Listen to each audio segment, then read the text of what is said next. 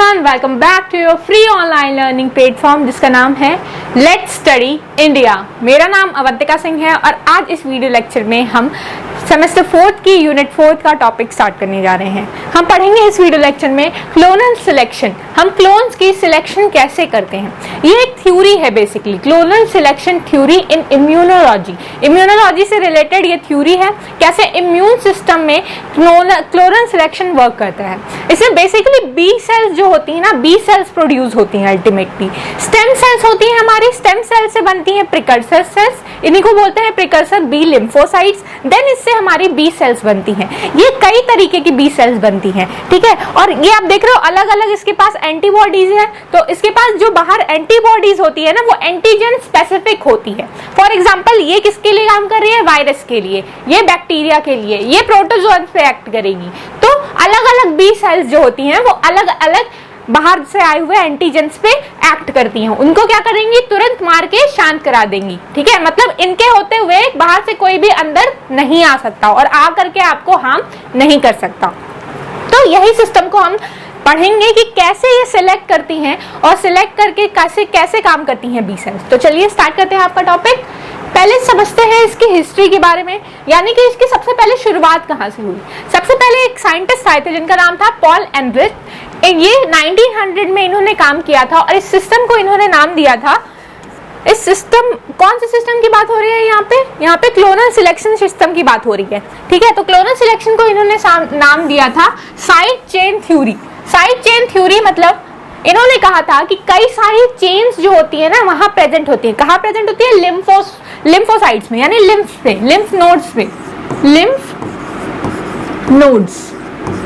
Lymph nodes क्या होते हैं, ये हमारे जो सेल्स होती है, हमारे जो आर्टरीज होती है सेल्स में जाती हैं, हर सेल तक आर्टरीज पहुंचती हैं। उसके साथ साथ नोड भी हमारे पूरे बॉडी में एक चेन की तरह फैली होती है। और ऐसा नोड जब जाती हैं तो नोड्स पे जगह जगह यहाँ पे लिम्फ नोड्स पे यहाँ बीच बीच में इंटर नोड्स भी पाई जाती हैं। इसी इंटर नोड्स पे क्या होता है, एंटीजन एंटीबॉडी रिएक्शन होता है। मतलब बाहर से जो भी एंटीजन आते हैं उनको पहले पकड़ के कोने में ले जाया जाता है। कोने में कहाँ पे, लिम्फ नोड्स में।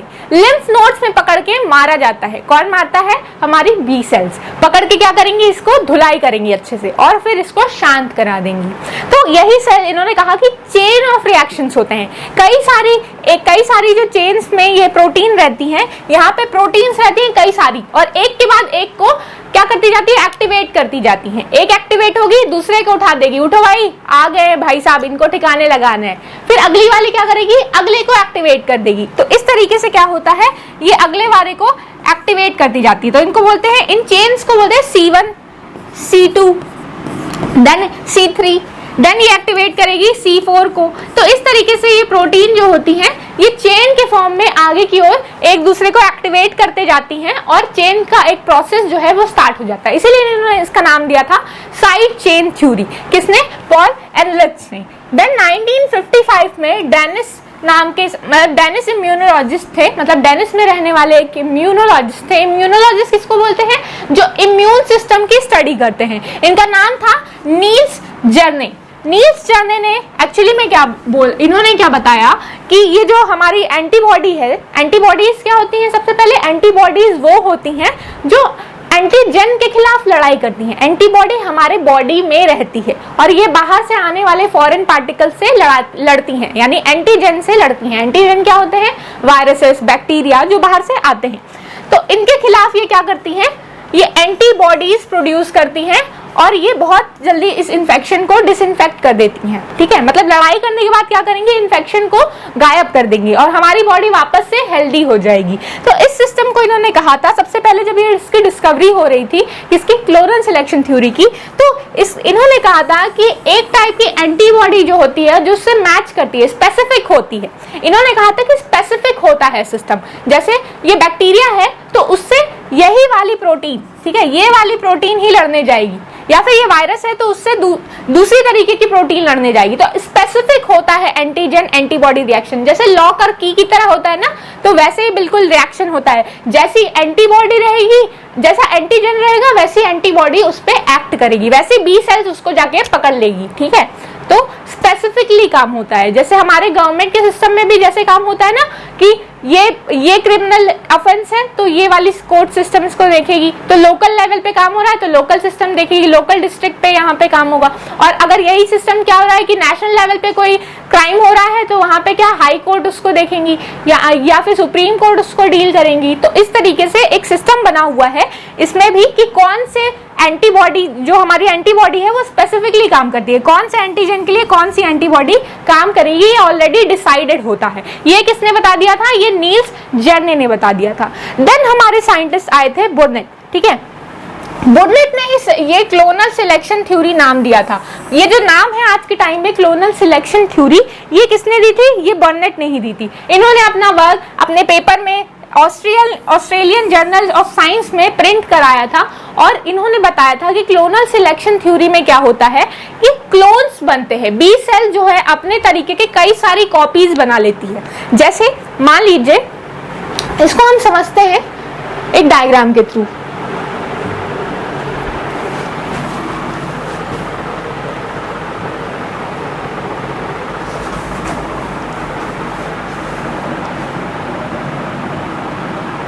सी क्या होता है कि ये हमारी नोड्स हैं। इस नोड्स में, ये नोड है हमारी नोड में क्या होता है, कई तरीके की यहाँ पे सेल्स प्रेजेंट होती हैं। एक हमने बना दी, ग्रीन कलर से बना देते हैं, ये क्या है? एंटीबॉडी है, स्पेसिफिकली मेंटेन एंटीबॉडी है। एक दूसरे कलर से लेते हैं, अलग अलग कलर से रिप्रेजेंट करने का मतलब है ये अलग अलग स्पेसिफिक, ये बैक्टीरिया पे एक्ट करने वाली है, ये वायरस पे एक्ट करने वाली है, देन ये प्रोटोजोन पे एक्ट करने वाली है। इसी तरीके से क्या होगा, कोई पॉलन स्पेसिफिक एंटीबॉडी होगी। और मान लीजिए बाहर से कोई आता है, प्रोटोजोन जो है बॉडी में आ जाता है, इसको तुरंत क्या करते हैं, पकड़ के ले जाया जाता है नोड में, ठीक है। यहाँ पे ये आ गया और जैसे ही अंदर आया ये तुरंत एक्टिवेट हो जाएगी। दिस विल गेट एक्टिवेटेड, क्योंकि यही इस पे क्या करेगी, एक्ट। ये इसको पता है कि मुझे ही इसको मारना है और ये अपने जैसी कई सारी कॉपीज बना लेगी। तुरंत ये अपने क्लोन्स बनाना शुरू करती है, ठीक है।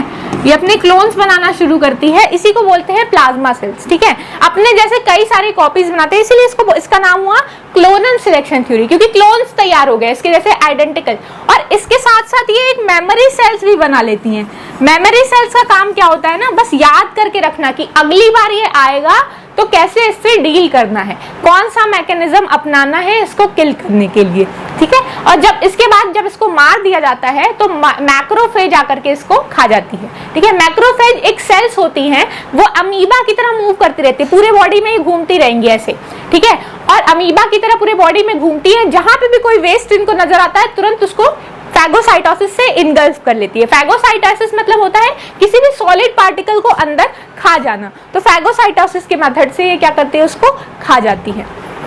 तो इस तरीके से ये काम करता है ये सिस्टम। अब हम पढ़ेंगे इस थ्योरी को, मतलब आपको समझ में आना चाहिए कि क्लोनल सिलेक्शन थ्योरी जो है वो किसने दी थी, वो बर्नेट ने दी थी, ओके। देन हिस्ट्री के बाद अब हम बात करेंगे बी लिम्फोसाइट्स की। तो बी लिम्फोसाइट जो होती है या फिर इन्हीं को बोलते हैं बी सेल्स। आपने नाम सुना होगा बी सेल्स या टी सेल्स, ये फाइटर सेल्स होती है हमारे बॉडी की। हमारे बॉडी में जो फाइट करने का काम करती हैं वो यही करती हैं। कुछ इस तरीके से दिखती हैं, मैंने बताया आपको वाई शेप। आप जब भी वाई शेप लिखोगे तो आप वाई कैसे लिखने वाले हो, तो वो भी आपको ध्यान रखना है। वाई आपको नॉर्मली नहीं लिखना, वन सेक, हाँ देखिए वाई आपको नॉर्मली नहीं लिखना है कि it is Y shape, no this is wrong. आपको वाई ऐसे लिखना है क्योंकि ये कैसी है, कुछ इस तरीके से है, ठीक है। और ये क्या है, ये स्पेसिफिकली बाइंड होती है। जैसे मैंने बताया कि आपको हमारी जो एंटीबॉडी होती है वो एंटीजन स्पेसिफिक होती है, इसको पता है कि हमको किस पे एक्ट करना है। और ये क्या है, इसकी बाइंडिंग साइट है, यहीं पे आकर के क्या होगा, एंटीजन बाइंड होगा, this is the binding site. और लिम्फोसाइट जो होते हैं, मतलब बी लिम्फोसाइट्स यानी कि बी सेल जो होते हैं वो स्पेसिफिकली एंटीजन स्पेसिफिक होते हैं, फॉरेन सेल से स्पेसिफिक होते हैं, कि इनको पता है कि कौन सी सेल आई है तो ये कौन से एंटीबॉडीज इस पे जाकर के रिएक्ट करेंगे, बिल्कुल लॉक एंड की तरह। और इस साइट पे आकर के ये बाइंड होता है, तो इसी को बोलते हैं एक्टिव साइट। और ये क्या है, एक्टिव साइट पे आकर के बाइंड होते हैं। ये आपका एंटीजन है, this is antigen, foreign particle बोल सकते हैं या तो आप। ये क्या है, ये है एंटीजन बाइंडिंग साइट, ठीक है, या फिर एंटीजन बाइंडिंग साइट, ABS, ठीक है। और क्या होता है फिर, जो भी पैथोजन टॉक्सिसिटी क्रिएट की रहते हैं हमारी बॉडी में, वो खत्म हो जाती है। इनकी क्या हो जाती है, इनकी लाइसिस कर दी जाती है, इनकी डेथ कर दी जाती है। किसकी? एंटीजन की, मतलब कि वायरस या जो भी बाहर से आया हुआ है। एंटीजन जो होता है, एंटीजन, अब जैसे ही एंटीजन आकर के इससे बाइंड करेगा तो एंटीजन एंटीबॉडी कॉम्प्लेक्स बन जाएगा। एंटीजन और एंटीबॉडी, ये क्या है, एंटीबॉडी, और दिस इज एंटीजन, तो एंटीजन एंटीबॉडी क्या बन गया, यहाँ पे कॉम्प्लेक्स बन जाता है। और इस मॉलिक्यूल को रिकॉग्नाइज किया जाता है एज मतलब जैसे ही इसको फॉरेन की, एंटीजन को फॉरेन की तरह रिकॉग्नाइज किया गया, तुरंत क्या होगा, कॉम्प्लेक्स फॉर्मेशन हो जाती है। देन एंटीबॉडी जो होता है वो वाई शेप, आप देख रहे हो वाई कैसे लिखा हुआ है, वाई शेप होता है। और जैसे ही एंटीजन अंदर आता है, तुरंत ये रिस्पॉन्स अपने आप ही ट्रिगर हो जाता है। ट्रिगर होने का मतलब तुरंत ही इंस्टेंट, ये ऐसे सो रहा रहता है और अचानक से कोई भी अंदर आता है, तुरंत एक्टिव हो जाता है, हाँ कहाँ किधर, है ना, तो और तुरंत क्या करता है, अच्छा इधर आओ, पकड़ के मारता है, ठीक है। तो चेन ऑफ रिएक्शन शुरू हो जाती है, ए भैया उठो आ गए हैं, तो वो क्या करेगा, अरे चाचा जी उठिए आ गए हैं भाई साहब, इनको ठिकाना लगाना है, लेके चलिए। तो सारे पकड़ के उसको क्या करेंगे, लेके जाएंगे नोड पे और पिटाई करेंगे इसकी। तो इस तरीके से ये सिस्टम काम करता है।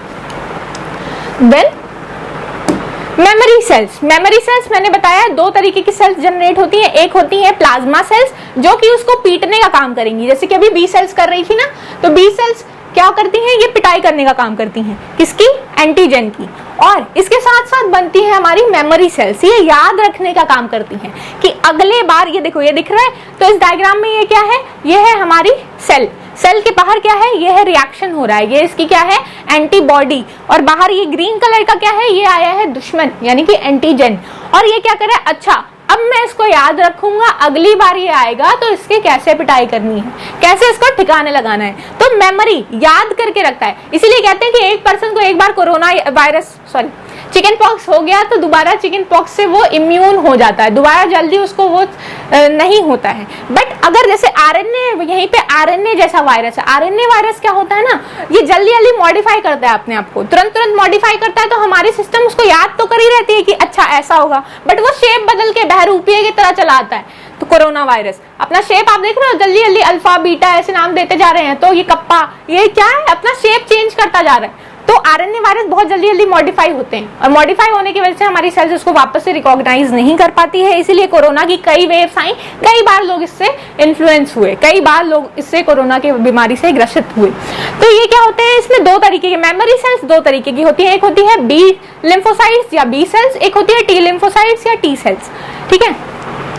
देन ये क्या करती हैं, survive long term as memory, बहुत टाइम तक आपकी मेमोरी जो है वो सर्वाइव करेगी। जैसे एक बार सेल ने याद कर लिया, एक बार आपको चिकन पॉक्स हो गया, तो आपको क्या होगा, आपको कई साल तक, मतलब आप कह लो टिल डेथ आपकी मेमोरी बनी रहेगी कि आप कभी भी कांटेक्ट में आते हो तो उससे फिर आपको वापस से उस डिजीज के होने के चांसेस बहुत कम है, क्योंकि उसको याद है, जैसे ही आएगा फाइट शुरू हो जाएगी और आपको वो सिम्टम्स नहीं दिखेंगे।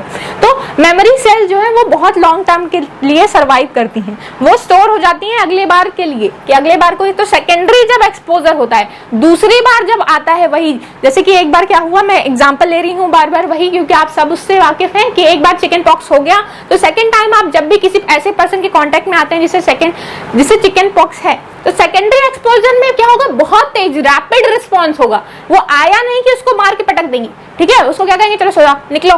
तो इस तरीके से सेकेंड रिस्पॉन्स बहुत ही रैपिड होता है, इट इज वेरी फास्ट और बहुत ही इफेक्टिव तरीके से होता है, बहुत ही जल्दी उसको मार भगाते हैं, ठीक है, तगड़े तरीके से भगा देते हैं। तो हमको झेलना नहीं पड़ता है, सिम्टम्स हमको इतने अफेक्ट नहीं करते हैं सेकेंड टाइम में। तो ये लिखा हुआ है कि रैपिड और ग्रेटर इम्यूनोलॉजिकल रिस्पॉन्स होता है in case of secondary exposure, दोबारा एक्सपोजर जब होता है। देन बी सेल जो प्रोड्यूस होते हैं, तो how B cells produce antibodies, B cells antibodies कैसे प्रोड्यूस करती हैं, तो मैंने बताया दो तरीके की सेल्स बी सेल्स बना देती हैं। बी सेल्स क्या करती हैं, क्लोनल सिलेक्शन थ्योरी का मदद लेती हैं। क्लोनल सिलेक्शन थ्योरी में ये क्या करती हैं, पहले तो प्लाज्मा सेल्स बनाएंगी, प्लाज्मा सेल्स बनाने के साथ साथ क्या बनाती हैं, ये इसके साथ साथ ये बनाती हैं, बिल्कुल सही, मेमोरी सेल्स। तो अब ये क्या कर रही है, ये तो इसको डैमेज करने का काम करती है, किसको, एंटीजन को, यानी कि जो बाहर से आया है बैक्टीरिया या वायरस।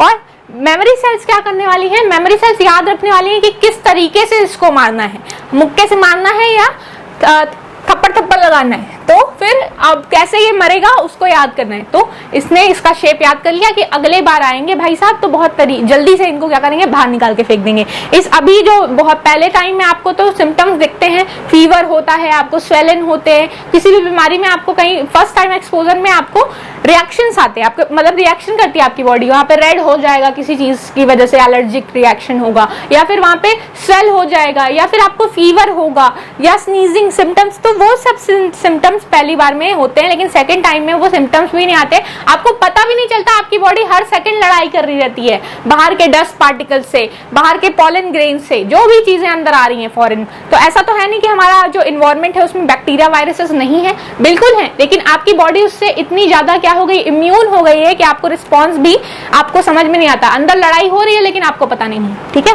तो क्लोनल सिलेक्शन थ्योरी में क्या होता है कि बी सेल जो होती है जब भी वो किसी भी एंटीजन से इनकाउंटर करती है, मतलब आमना सामना होता है, जैसे क्या हो रहा है, धीरे से छुप करके एंटीजन घुसता है और एंटीबॉडी किधर आ गए, तो इस तरीके से क्या होता है, इनकाउंटर जैसे ही होता है तुरंत प्लाज्मा सेल्स एक्टिवेट होती हैं, तुरंत वो डिवाइड करने लगती है। जैसे मैंने अभी डायग्राम पीछे बताया था कि कैसे वो अपने आप को नंबर को क्लोन करेंगी, डिवाइड करेंगी और प्लाज्मा सेल्स बनाएंगी, साथ साथ मेमोरी सेल्स भी बनाती हैं।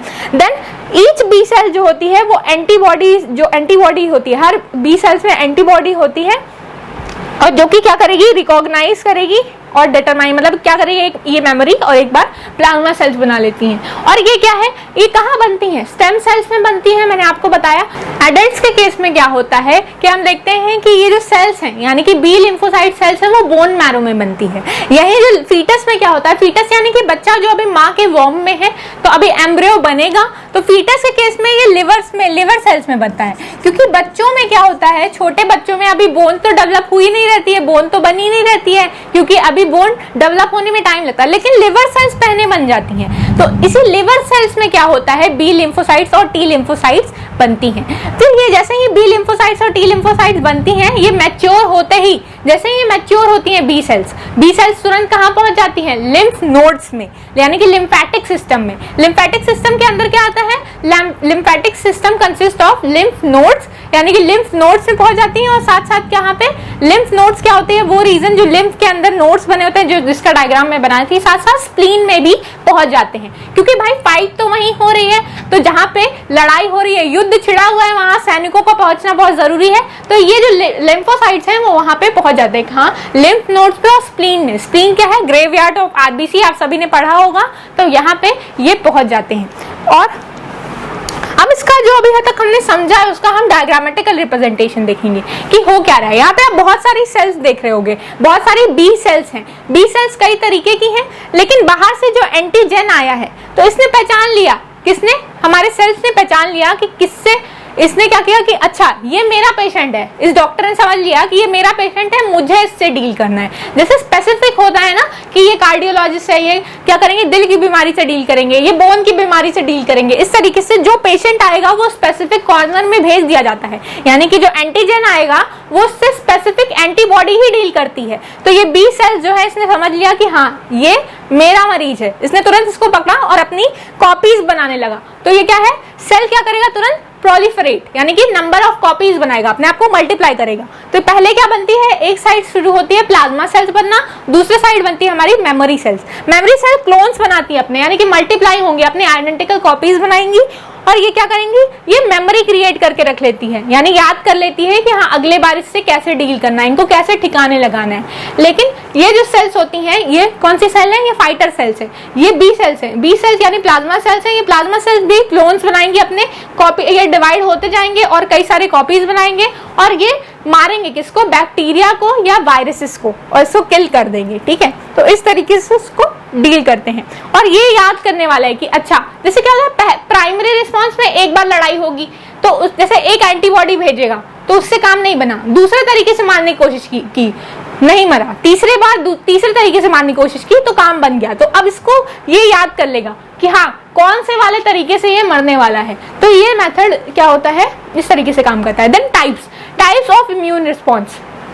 दो तरीके के इम्यून रिस्पॉन्स होते हैं, एक होता है प्राइमरी और एक होता है सेकेंडरी। प्राइमरी रिस्पॉन्स धीरे धीरे काम करता है। अभी पहली बार बैक्टीरिया का एक्सपोजर हुआ है, अब ये सोचेगा कि अब इससे कैसे डील करना है। इसने भेजे अपने सैनिक, उसको मार गिराया, फिर इसने घुड़सवार भेजे, फिर उसको भी मार गिराया गया, फिर इसने क्या भेजा, हाथी भेजा, तो हाथी ने अपना काम कर दिया। तो अब क्या होगा, मेमोरी बन जाएगी कि अगले बार जब आएगा तो हमको ये वाले सैनिक ही भेजने हैं। तो ये सेकेंड टाइम में बहुत ही रैपिड रिस्पॉन्स होता है। फर्स्ट टाइम में 10 से 15 दिन लग जाते हैं। आपको सिम्टम्स आएंगे, जैसे आपका हाथ कहीं पे रिएक्शन हो रहा है तो लाल हो जाएगा या स्वेल हो जाएगा या आपको फीवर आएगा।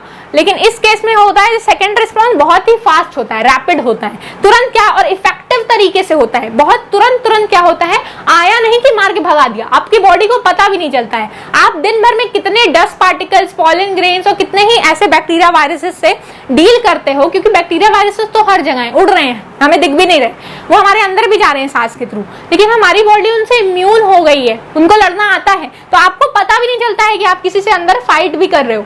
इस तरीके से काम होता है। तो ये एक डायग्रामेटिकल रिप्रेजेंटेशन है, यानी ग्राफिकल मेथड से आप इसको ड्रॉ कर सकते हो कि प्राइमरी रिस्पॉन्स क्या होता है। पहले तो बिल्कुल ही एंटीबॉडीज नहीं बनती हैं, बनती है धीरे धीरे बनना स्टार्ट होती हैं, थोड़ा रैपिड बनती हैं। एक टाइम आता है एकदम क्या होता है, जैसे इसको मार गिराया, अब ये कम हो जाएंगी, लेकिन एंटीबॉडीज कुछ अमाउंट में हमारी बॉडी में रहती हैं।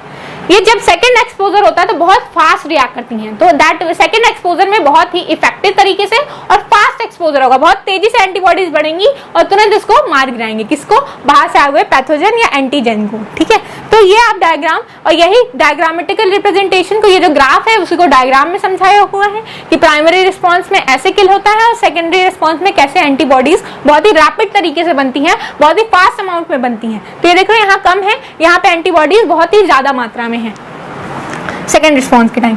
अब ये जो बाइंडिंग मेथड है वो कई तरीके से होता है, कई तरीके से सेल इसको डील करती है, बी सेल्स। तो क्या क्या मेथड है, पहला है न्यूट्रलाइजेशन मेथड। न्यूट्रलाइजेशन मतलब न्यूट्रलाइज कर देना, किसी चीज को निष्क्रिय कर देना, उसको काम में नहीं, उसका काम नहीं होने देना।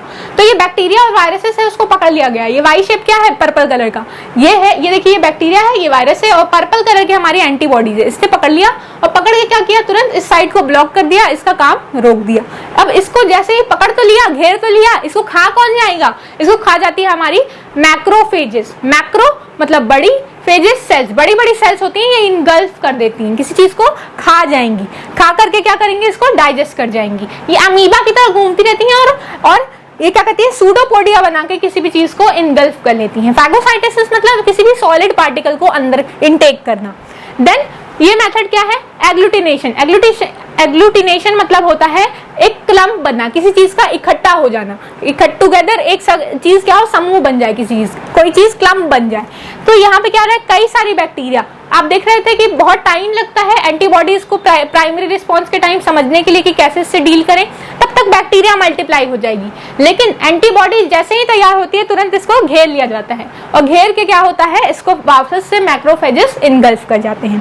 थर्ड मेथड है प्रेसिपिटेशन। मान लीजिए कोई डीएनए अंदर आया किसी वायरस का या किसी बैक्टीरिया का, वो अंदर आके क्या किया गया, अंदर आके हमारे सेल के साथ डिसॉल्व हो गया।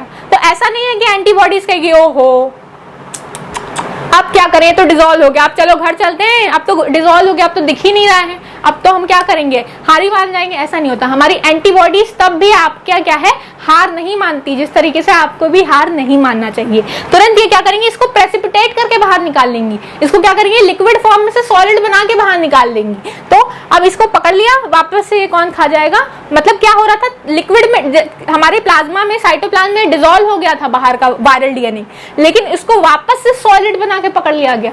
ठीक है, तो एंटीबॉडीज ये काम भी करती हैं और इसको वापस से मैक्रोफेजेस द्वारा, इस तीनों मेथड को मैक्रोफेजेस द्वारा खा लिया जाता है।